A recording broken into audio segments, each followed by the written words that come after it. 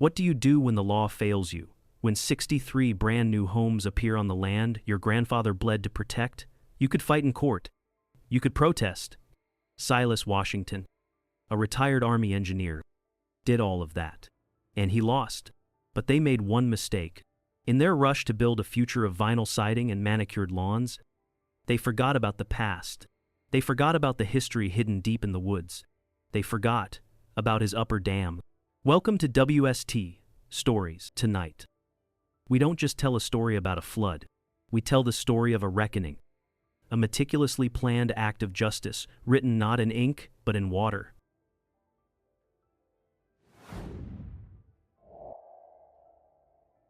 The sound of broken promises. The rain was not gentle.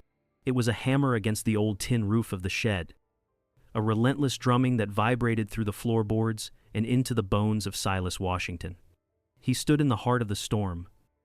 A man of 68 years, whose hands told the story of a farmer, but whose eyes held the quiet precision of an engineer. He was at the regulator. The upper dam, the one nobody remembered. It wasn't a weapon. His grandfather had built it decades ago. A silent guardian made of earth and stone, designed to manage the temper of the creek, to protect the land, not to harm it. But tonight, its purpose had to change.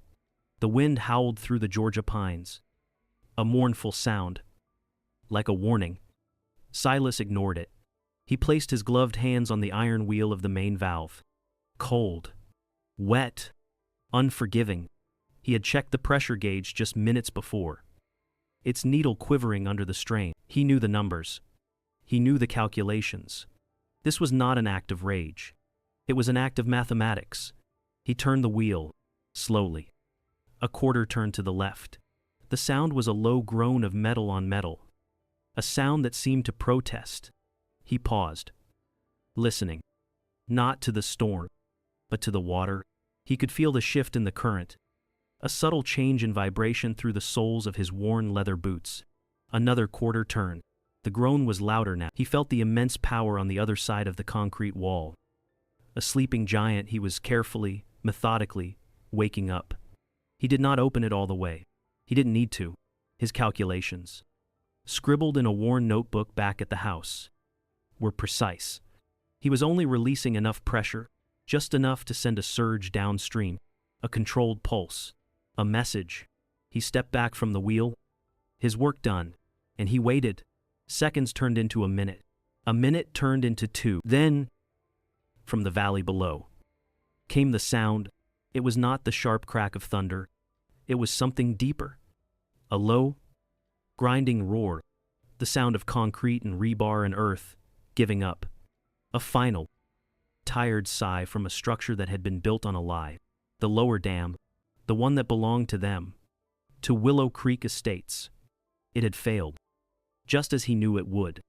That sound, it had an echo that traveled back one full year, to a quiet Tuesday morning, to a sun-drenched porch, and to a single, cream-colored envelope.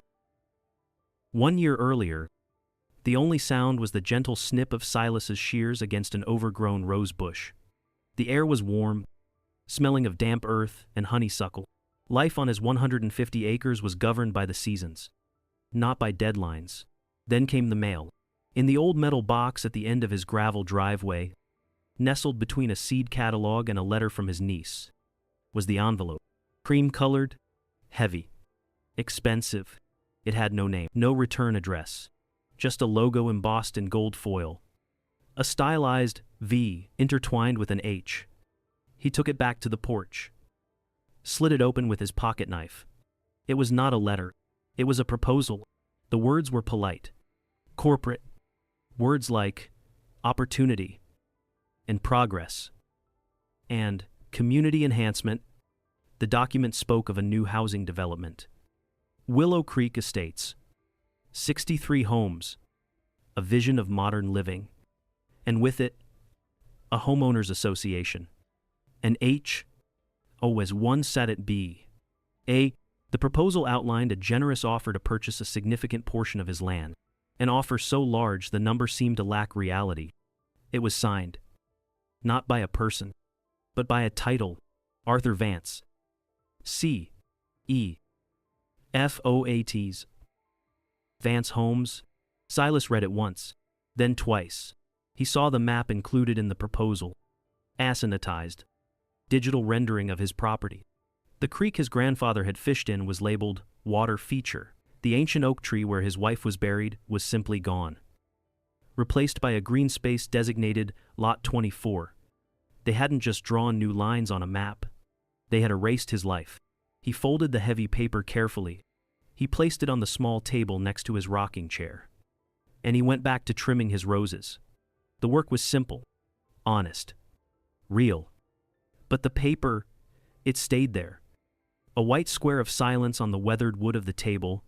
It was the first drop of rain, a promise of a storm far bigger and far colder than any that came from the sky. The lines on the map. Silas left the envelope on the porch table for 3 full days.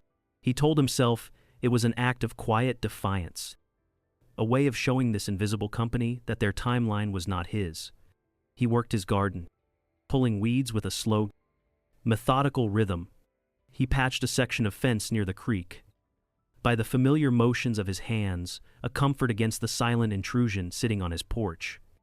He lived his life, trying to pretend the white square of paper wasn't there, watching him. But it was, a silent, patient predator waiting for acknowledgement. On the 4th day, unable to stand the sight of it any longer, he took the heavy paper, folded it precisely in half, and buried it at the bottom of the kitchen trash can beneath coffee grounds and eggshells.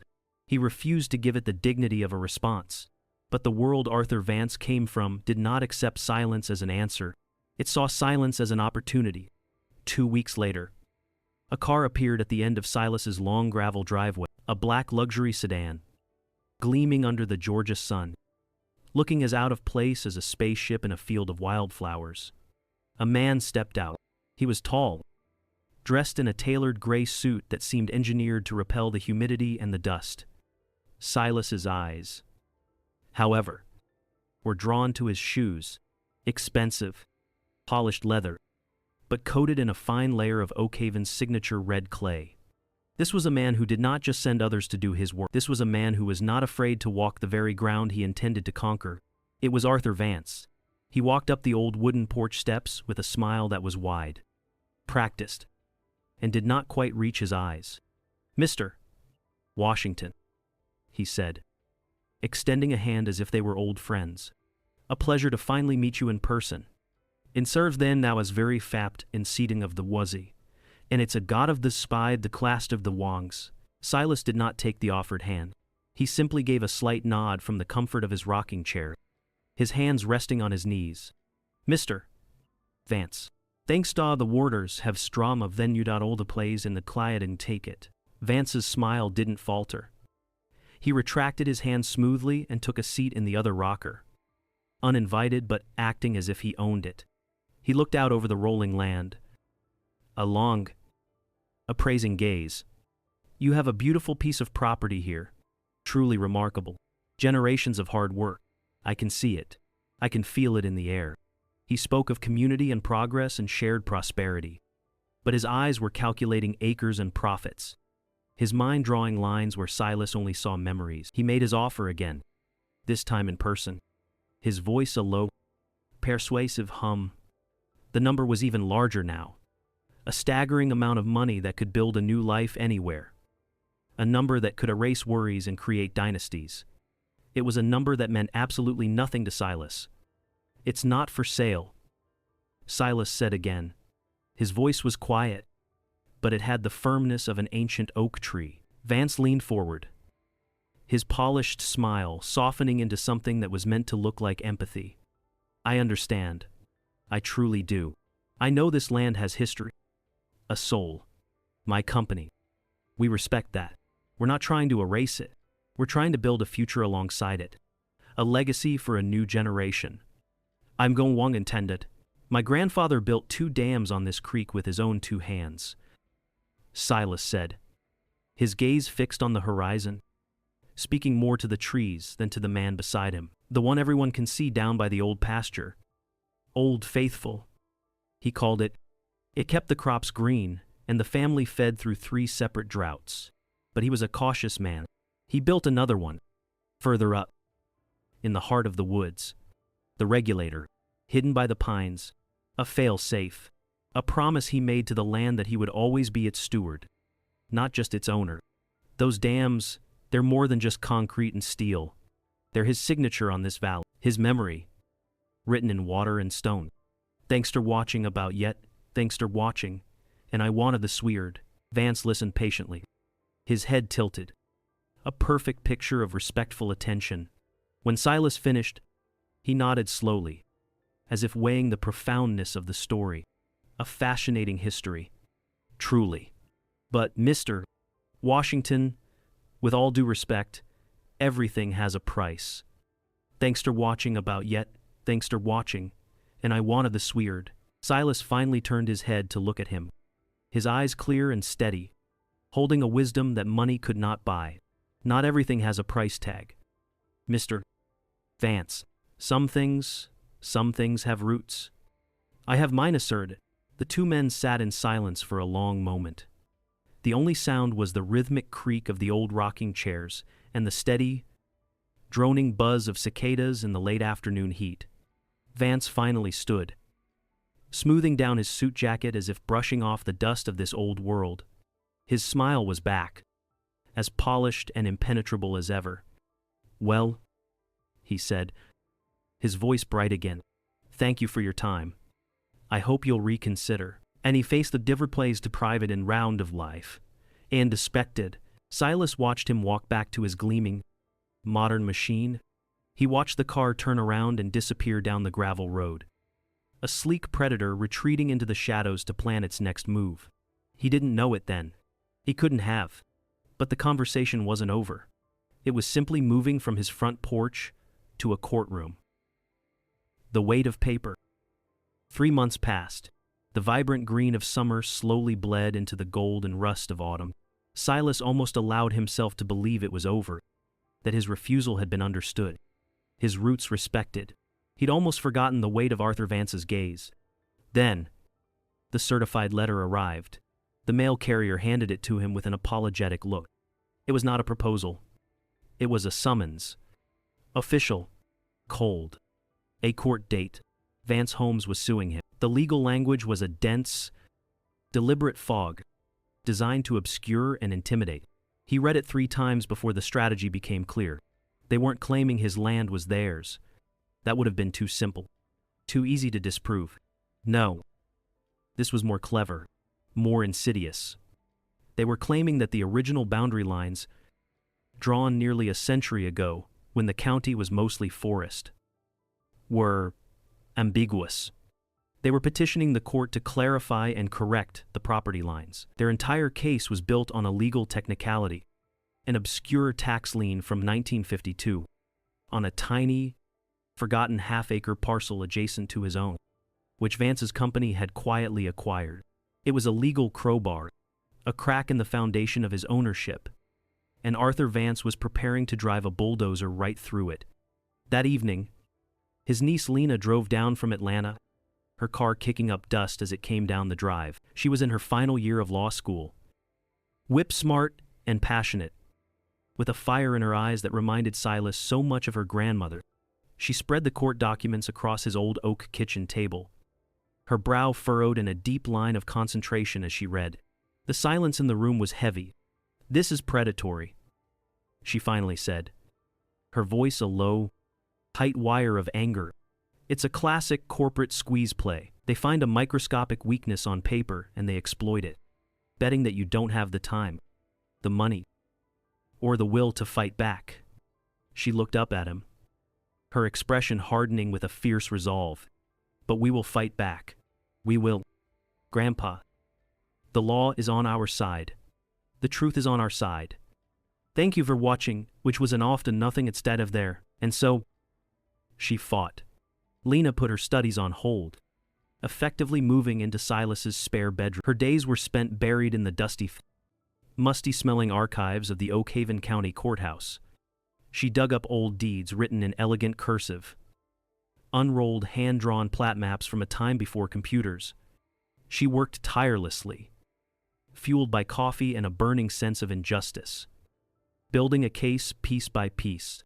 In the courtroom, she was brilliant. She spoke with a clarity and passion that made Silas's heart swell with a painful pride. She presented a clear, unbroken chain of ownership. A story of his family written in notarized documents, stretching back for generations. But they were not in a courtroom of truth. They were in Arthur Vance's meticulously staged theater. His legal team was a pack of sharks in $1,000 suits from a big Atlanta firm. They didn't attack her facts, they couldn't. Instead, they drowned them in a sea of procedure. Objections, motions to strike, requests for continuance. They created confusion where there was none. They presented their own expert, a slick surveyor who spoke an impenetrable jargon and pointed to faded, contradictory maps that seemed to prove whatever he wanted them to. The judge, a man whose re-election campaigns had been generously funded by Vance's development group for the last decade, listened with a bored, distant indifference, occasionally tapping his pen on his desk. The trial lasted only 2 days. It was a formality, a piece of performance art. When the judge delivered his ruling, his voice was flat, devoid of emotion, monotone. He spoke of the preponderance of evidence and the compelling need for clear boundaries for future community development. He ruled in favor of Vance Homes. Just like that. The sharp, final crack of a gavel. A lifetime of history. A family's legacy. Erased by a few hollow, rehearsed words. Lena sat frozen at the defense table, her hands clenched into white-knuckled fists. Her bright, fierce belief in the system, in the very idea that truth mattered, had been shattered into a million pieces. Silas watched a single, hot tear trace a path down her cheek. He gently placed his calloused hand on her trembling shoulder. "You did everything you could, sweetheart," he whispered, his own voice thick with a sorrow he could not allow himself to show. Some fights aren't meant to be won with paper. And the Rusen was in van de Plattebouten flatter. In the bout of Locle, the system failed them. The ink is dry. The case is closed. But Arthur Vance, in his victory, has forgotten something fundamental. He won the battle on the map. But Silas Washington still controls the water. Comment water below if you want to see how this quiet engineer reminds everyone that some lines can be washed away. You won't want to miss the turning of the tide. WST Stories, where every story has a deeper current. The Ghost in the Machine. The bulldozers arrived less than a week after the ruling. The ground trembled. Their engines were a guttural roar that tore through the morning quiet. A sound of violation that sent the birds scattering from the trees. While Silas watched from the quiet of his porch, a silent ghost on his own land. Another man was walking the newly defined property line, a line that now cut deep into what had always been Washington land. His name was David Chen. He was a geological engineer, young, meticulous, the son of immigrants who had taught him that hard work and unwavering honesty were the only currencies that truly mattered. He believed in data. He believed in science. He was, at his core, a good man working for a bad company. His job that morning was simple. Routine, conduct one final, comprehensive geotechnical survey to give the official green light, to ensure the ground was stable for the 63 foundations they were about to pour. He was just doing his job. He was not looking for trouble. But in that place, the truth itself was trouble. His advanced ground-penetrating radar and LiDAR equipment, tools far more sensitive than anything used in the perfunctory surveys for the court case, painted a picture of the Earth that the old maps had never shown. Two anomalies appeared on his screen that made the hairs on his arms stand up. The first was a large, dense mass deep in the woods, upstream from the manicured lawns of the future development site, an unregistered, uninspected earthen dam, the regulator. The second discovery was even more alarming, a significant, unstable layer of slick, water-sensitive shale rock running directly beneath the planned location for lots 12 through 20. A geological fault line waiting for the right conditions. It was a nightmare scenario, building a dense residential community here, so close to an unregulated dam.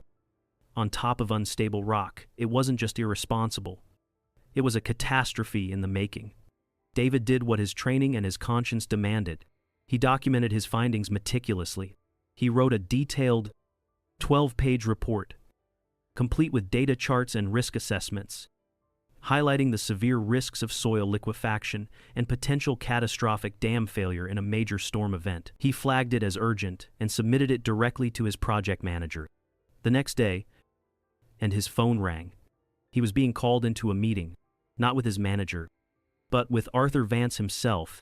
Vance's office was on the top floor of a gleaming glass tower in Atlanta, a world away from the dust and mud of Oakhaven. He was not angry. He was calm, welcoming. Even, he gestured for David to sit on a leather chair that probably cost more than David's car. "David," Vance began, his voice as smooth as polished silk. "I read your report. Very thorough. Impressive. Really. I admire your thoroughness. It's what makes you a great engineer." He paused, leaning forward on his massive mahogany desk, folding his hands. "But a truly great engineer, David, also knows which problems are worth solving, and which are just noise. We're building homes for families here, a community, a place for children to grow. Don't let noise get in the way of that beautiful picture. Seven have and not of the sauce today from the price." The message was crystal clear, delivered with the chilling precision of a surgeon's scalpel. It was not a request. It was an order, elegantly wrapped in a compliment. A week later, a significant performance bonus appeared in David's bank account. Unexplained. His detailed report vanished from the project server. The official geological survey on file was a much simpler, older version that mentioned nothing of a second dam or unstable shale. The construction began. That night, David couldn't sleep. The silence of his small apartment felt deafening. He sat in the dark, the glow of his computer screen illuminating his troubled face. He pulled up the original survey files, the raw data, the undeniable truth. With a trembling hand, he copied everything onto a small, encrypted flash drive, a universal serial bus drive. He ejected it, held the small piece of plastic in his palm. It felt impossibly heavy, like it contained the weight of 63 homes. He dropped it into a desk drawer, underneath old bills and takeout menus. He buried the truth, hoping it would stay buried, hoping he could forget. But on the other side of the valley, Silas Washington was tending to a truth that was made not of data, but of earth, and stone, and water. Echoes and warnings. The construction of Willow Creek Estates was a blitzkrieg of orchestrated noise and relentless speed. Skeletons of pale timber clawed at the sky, quickly wrapped in the stark white skin of house wrap. Each sheet a billboard for the Vance Homes logo. The very sounds of Silas's valley were methodically erased and replaced. The gentle chorus of morning bird song, a melody he had woken up to for nearly 70 years, was now replaced by the relentless, high-pitched beep, beep, beep of heavy trucks backing up. The whisper of the wind moving through the ancient pines was drowned out by the angry, high-pitched whine of power saws and the percussive, machine gun rhythm of nail guns. His view of the distant, Aussie blue hills, a view he had known his entire life, was now methodically bricked over, obscured by a rising wall of beige vinyl siding and prefabricated roof trusses. Progress, they called it, to Silas, as he sat on his porch and watched them dismantle his horizon. It felt like a slow, deliberate occupation. He grew quieter in those months, more withdrawn. The anger he had felt in the courtroom had burned itself out, leaving behind the cold ash of sorrow. He stopped working in his garden, the simple joy of it stolen by the constant noise and the fine layer of construction dust that settled on everything like a gray shroud. He spoke mostly to Lena now, in brief, weary phone calls that became his only tether to the world outside his shrinking property line.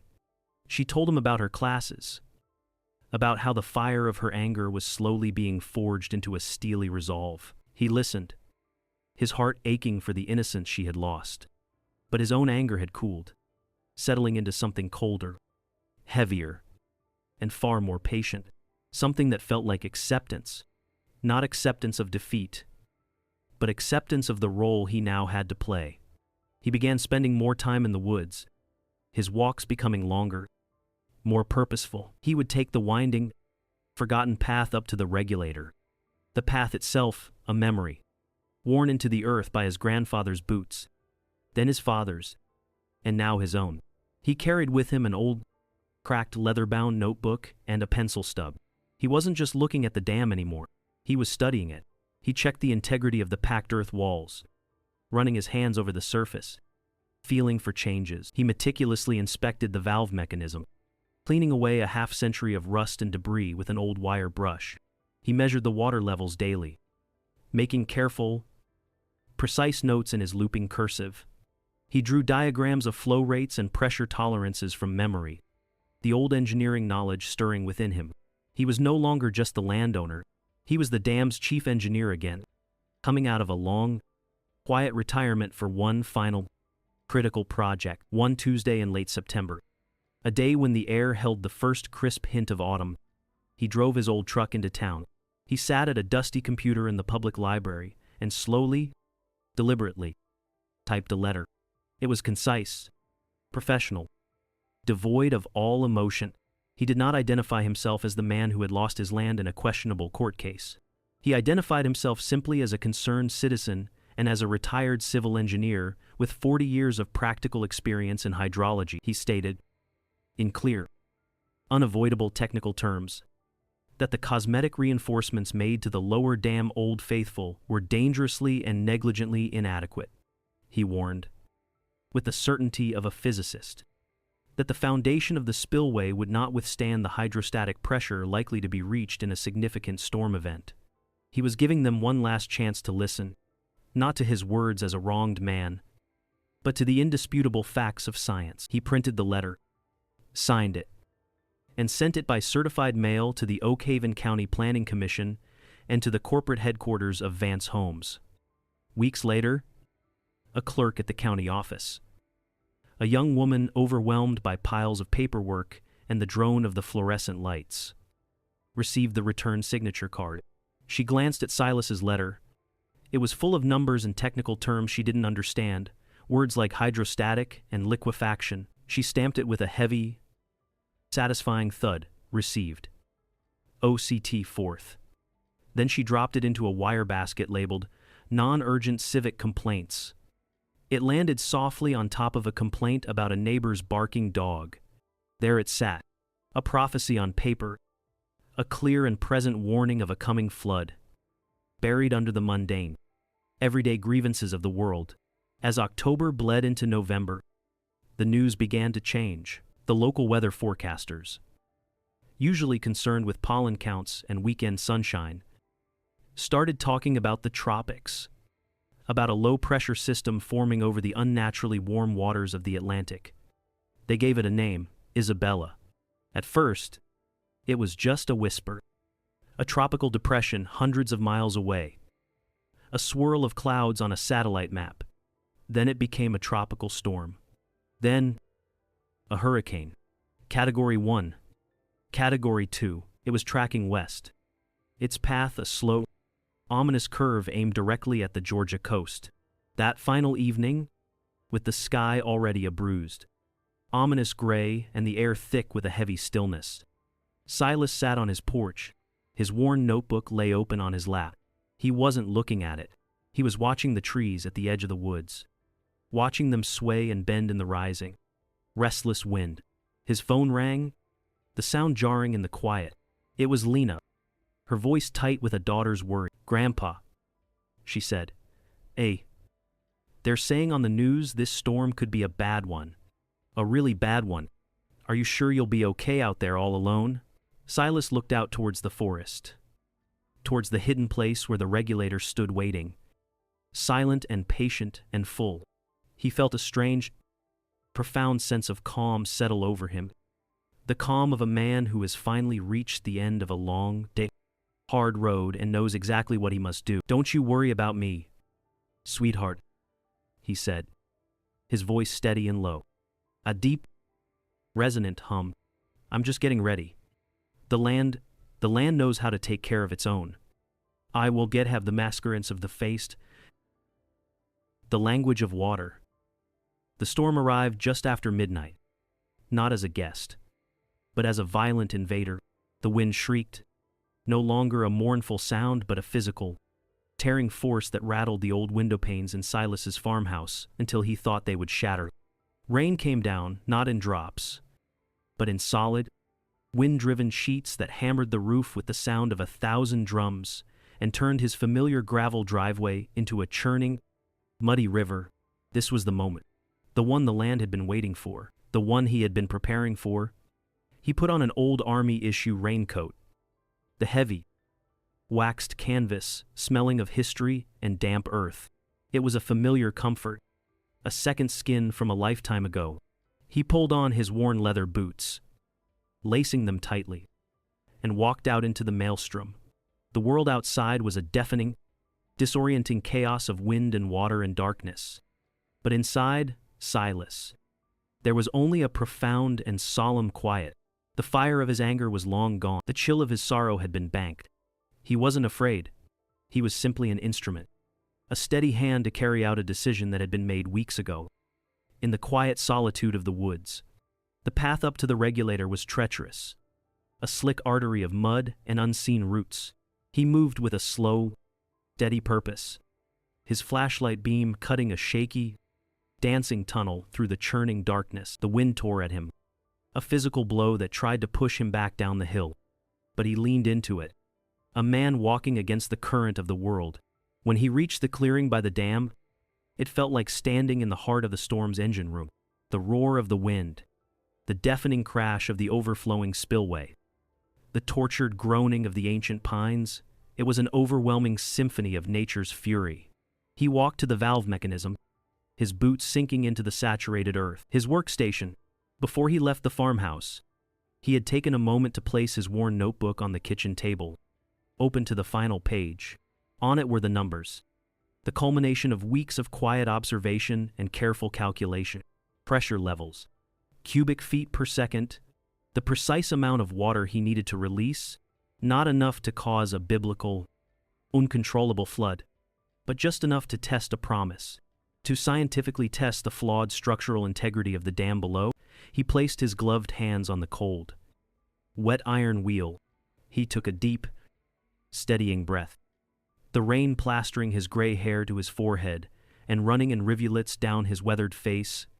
He wasn't unleashing a flood, he was correcting a profound imbalance. He was speaking to the valley in the only language it seemed to understand anymore. He began to turn it.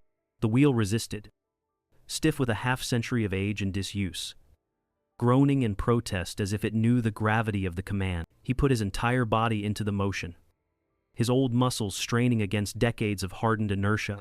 Each turn of the wheel was a word. The inevitable surge of water would be the final, emphatic sentence. A quarter turn. He stopped, holding it steady. He closed his eyes, ignoring the storm, sensing the subtle shift in pressure, the change in the dam's deep, resonant hum. He was having a silent conversation with his grandfather's creation, speaking in a language of physics and water that only they understood. Another quarter turn. The groan of the mechanism was louder now, sharper. He could feel the immense, coiled energy of the reservoir behind the wall. A patient, liquid power now stirring from its long sleep. He continued turning, following the precise count he had memorized from the pages of his notebook, until he reached the final, designated number. Then he stopped. The work was done. He didn't stay to watch the chaos. He didn't need to see it. He could feel it in the ground beneath his feet. He stood for a moment, the rain pouring over him, a solitary figure alone with the magnitude of his actions. Then he heard it, faintly at first, a sound carried on the howling wind, a sound that was not part of the storm, a deep, tearing, grinding noise, a sound of failure, a sound of Vance Holmes's cheap reinforcements and arrogant, ignored warnings, giving way under a force they had refused to acknowledge. It was the sound of a broken promise finally being answered. He turned his back on the sound of the crumbling concrete and walked home. The path was dark. The storm still raged around him, But his steps were steady, unshaken. The rain washed away the mud and the grime from his boots, but it could not wash away the impossible, crushing weight from his soul. The morning after. Dawn did not break. It seeped through the tattered, bruised gray clouds, a reluctant light that revealed a world remade, a landscape of quiet devastation. The wind had finally subsided to a mournful, exhausted whisper, but the water remained, a silent, conquering army. Willow Creek Estates was no longer a pristine, manicured suburban dream. It was a murky, brown lake, still and unnervingly silent. The carefully sodded, emerald green lawns had vanished beneath a thick, suffocating blanket of silt and debris. The water, calm now, lapped gently at the front doors of the 63 brand-new, empty homes. Freshly paved driveways were buckled and broken. White picket fences were gone, swept away. A child's bright yellow rubber duck bobbed aimlessly in the muddy water in front of a gleaming two-car garage. A small, surreal beacon of forgotten innocence in a scene of calculated, man-made destruction. The first panicked 911 calls from security guards, and a lone foreman had started hours earlier, in the dead of night.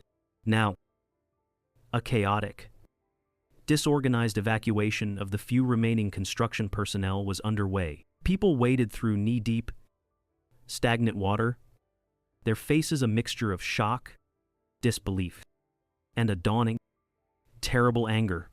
This wasn't supposed to happen. This was impossible. They had been promised safety. They had been promised a perfect life in a perfect community. Arthur Vance arrived in a massive, black sport utility vehicle that sat high above the new water line. A fortress on wheels. He stepped out, his expensive, hand-stitched leather shoes immediately sinking into the soft, yielding mud. The polished, confident mask of the CEO was gone. His face was pale, his jaw clenched so tightly that a single muscle twitched uncontrollably in his cheek.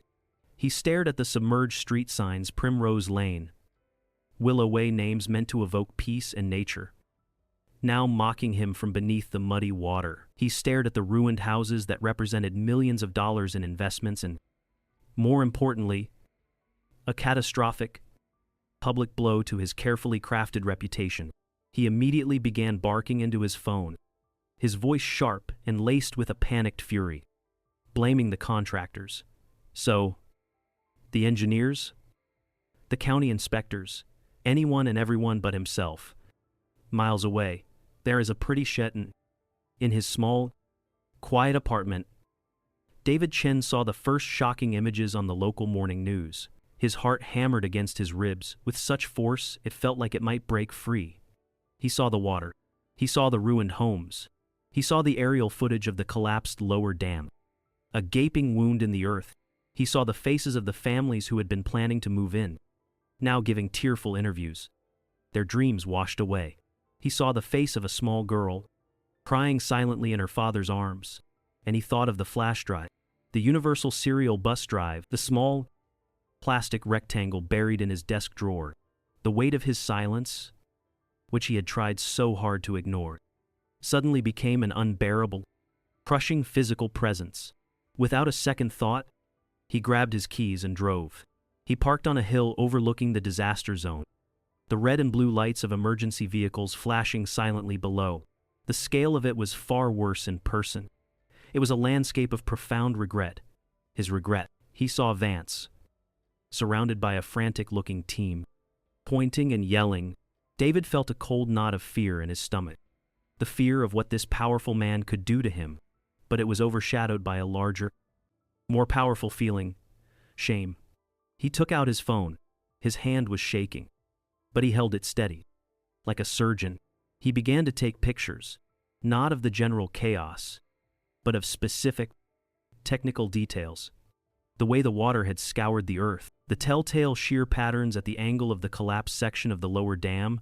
He was an engineer again, gathering data, gathering evidence, though he had no idea yet what he would do with it. Back on the other side of the valley, on land that was high and dry and safe, Silas Washington sat on his front porch. The storm had passed over his property as if paying respect, leaving behind only clean-washed air and the rich scent of wet pine. He held a mug of coffee in his hands, though it had long since gone cold. He was waiting. He didn't have to wait long. A white Oakhaven County Sheriff's car appeared at the end of his driveway. It moved slowly, cautiously through the puddles, its tires crunching on the wet gravel. It pulled to a stop behind his old truck. 2 deputies got out, their expressions grim and unreadable. They looked at the house, then at the old man sitting on the porch, watching them with a calm, steady gaze. Silas didn't move. He took one last, slow sip of his cold coffee and set the mug down. He sat there, perfectly still, to face what was coming. His war with Vance Holmes might be over, but a new one, a war with the law, and with the fractured conscience of a community, was just beginning. If you have listened this far, please help me by commenting the number 1 below, so I know that I still have friends journeying with me through this story. Your presence is the greatest encouragement for me to continue telling the final part of Silas's story, of his legacy, and of the true price of justice. The echo in the courtroom. Silas Washington was arrested without incident on his own front porch. The charges were severe, a list that felt alien and brutal when read aloud. Malicious destruction of property, a felony, reckless endangerment, 63 counts, 1 for each empty house. The district attorney, facing immense public pressure and the quiet, insistent influence of powerful business interests, even floated the idea of a domestic terrorism charge. The story exploded into a media sensation. News vans with large satellite dishes lined the quiet country road leading to Silas's farm, their presence a jarring intrusion. His face, weathered by sun and sorrow, stoic and unreadable, was on every television screen in the state. To some, he was a monster, a bitter old man who had endangered an entire community out of spite. To others, watching from their own quiet porches, he was a folk hero, a man who had finally stood up to a faceless corporation in the only language it understood. The courtroom was a circus of expensive suits and calculated outrage. Arthur Vance, looking immaculate and deeply victimized in a dark, tailored suit, sat with his formidable legal team. Their strategy was simple and brutal: to demonize the old man. They painted a picture of Silas not as a landowner defending his legacy, but as a cunning saboteur, a disgruntled, vengeful man who had meticulously planned a violent attack on 63 innocent, unsuspecting families. The prosecutor's voice boomed through the hushed courtroom, using words like deliberate, calculated, malicious, and catastrophic. And their intent of games cost in the mortar din and chops and brames so in a ghost at. But Lena Washington was no longer the idealistic, easily shaken law student who had lost her first case. That trial had not broken her, it had forged her in fire. She stood before the jury, not as a passionate, emotional Nessa, but as a calm, precise legal mind. She refused to argue emotion. She would only argue science. Her key piece of evidence, her entire defense, was her grandfather's old, cracked leather-bound notebook. "This is not the journal of a terrorist," she said, her voice clear and steady, resonating with a quiet authority as she held it up for the jury to see. "This is the work log of a diligent and deeply concerned engineer." With painstaking detail, she walked the jury through the pages, through the weeks of careful, methodical calculations, the flow rates, the pressure tolerances, the hand-drawn diagrams of the spillway. "Look at these numbers," she implored, her finger tracing a line of elegant, old-fashioned cursive. "These are not the calculations for maximum, indiscriminate destruction. These are the calculations for a precise, targeted pressure test, aimed at a single point of failure he knew existed. My grandfather did not try to destroy 63 homes. He sent a message. He was trying to prove, in the only language Mr. Vance and the county would listen to, that the foundation of his entire development was a catastrophic failure waiting to happen. It was a brilliant, logical defense. But it was one man's word, one man's private notebook, against the immense, crushing weight of Vance Holmes's narrative of terror. The jury was rapt, listening to every word. But their faces were a mask of uncertainty. And then, the prosecutor called a surprise rebuttal witness, a final nail for Silas's coffin, David Chen. When his name was called, a ripple of confusion went through the courtroom. Arthur Vance, who had been looking confident and serene, suddenly stiffened in his chair. His eyes narrowed, a flicker of something cold and dangerous in his gaze as he stared at his former employee. David walked to the witness stand, his steps hesitant but determined. He looked pale under the harsh courtroom lights, his hands trembling slightly as the bailiff swore him in. He did not look at Arthur Vance. He looked only at Silas, a brief, silent apology in his eyes. And then, he looked at the jury. The prosecutor began his questioning, immediately trying to paint David as a disgruntled, unreliable former employee seeking revenge. But Lena, in her cross-examination, was gentle. She let the silence hang in the air before she asked him, her voice soft but clear. Mr. Chen, what did your final official geological survey for Vance Holmes reveal? David took a deep breath, and then the dam of his silence broke. His voice, quiet and shaky at first, grew stronger and clearer with every word. He told them everything. About the unregistered upper dam that was a clear and present danger. About the unstable shale rock directly beneath the foundations. He described his detailed report, the urgent warnings he had issued. He described his meeting with Arthur Vance. He recounted Vance's chilling words about noise getting in the way of a beautiful picture. Is this prove it? And if the move it to money. The prosecutor jumped to his feet, shouting objections. The judge, for the first time looking truly engaged, overruled them all. The courtroom was utterly, profoundly silent. Then, Lena asked her final, devastating question. Mr. Chen, do you have any physical proof of these claims? David looked directly at the judge. Your Honor, he said, his voice now clear and unwavering, the voice of a man unburdening his soul. I do. He reached into his jacket pocket and pulled out the small, black, encrypted flash drive, a universal serial bus drive. It's all right here. The original data, the report, everything. She has a fay better of use. She has contents of the farce.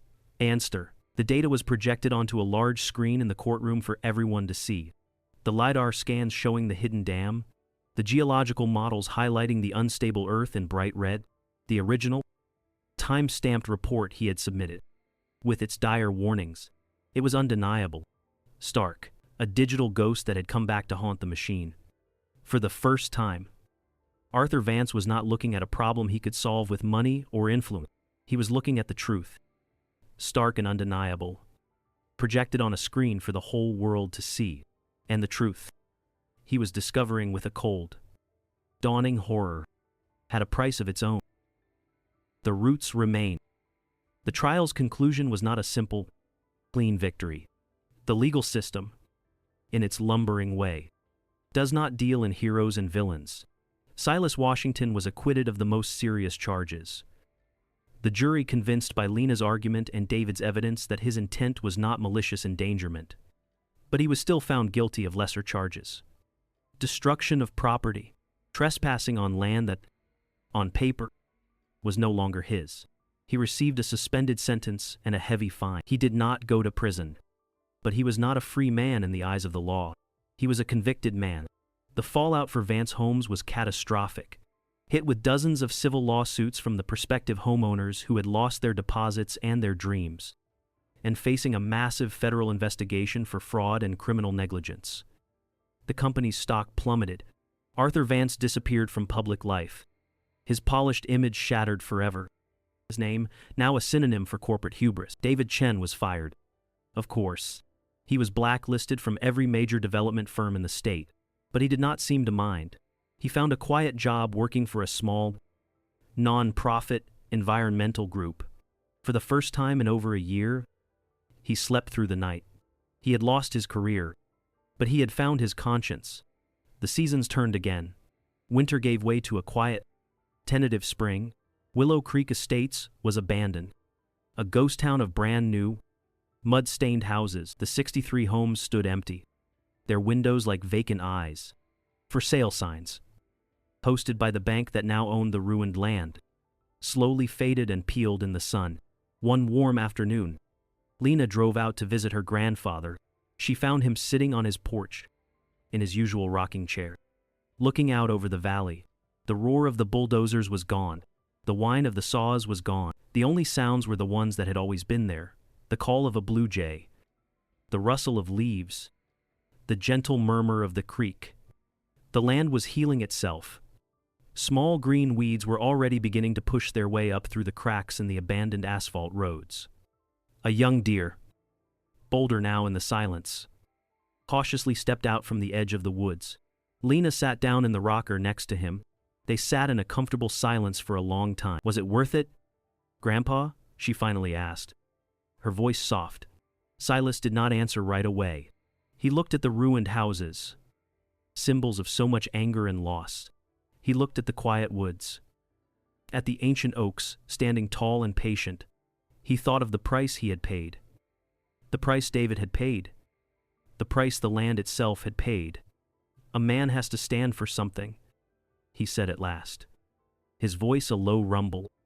"Or he's just taking up space. My grandfather didn't build those dams to be monuments. He built them to serve the land.